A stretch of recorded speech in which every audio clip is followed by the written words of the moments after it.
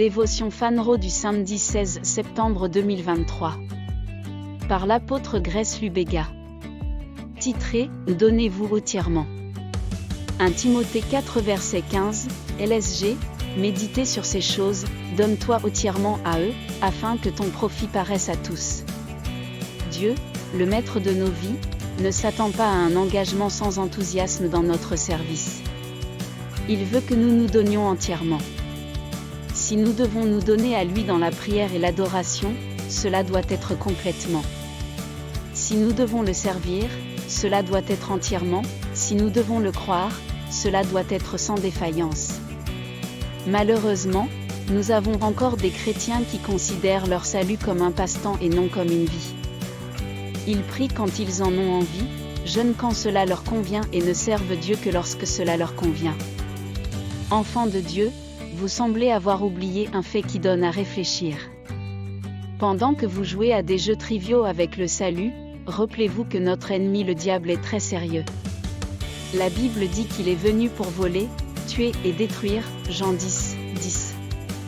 Le diable prend très au sérieux le fait de vous voler, de vous tuer et de vous détruire. Vous devez prendre au sérieux votre vie en Dieu.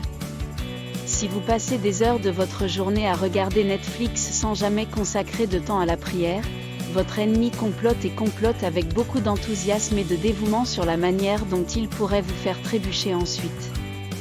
Si le diable prend au sérieux la question de votre destruction, alors vous aussi devez être sérieux sur la façon dont vous devriez vivre votre vie de salut.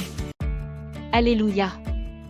Étude plus complémentaire, Jean 10, verset 10, 2 Corinthiens 12 verset 15. Pépite d'or, Dieu, le maître de nos vies, ne s'attend pas à un engagement sans enthousiasme dans notre service envers lui. Il veut que nous nous donnions entièrement.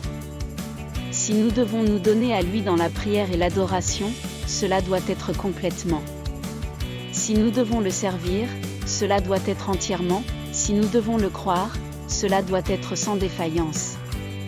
Prière, mon Père aimant, je te remercie pour cette vérité. C'est un grand privilège d'être un enfant de Dieu et d'avoir été transféré du royaume des ténèbres à la merveilleuse lumière.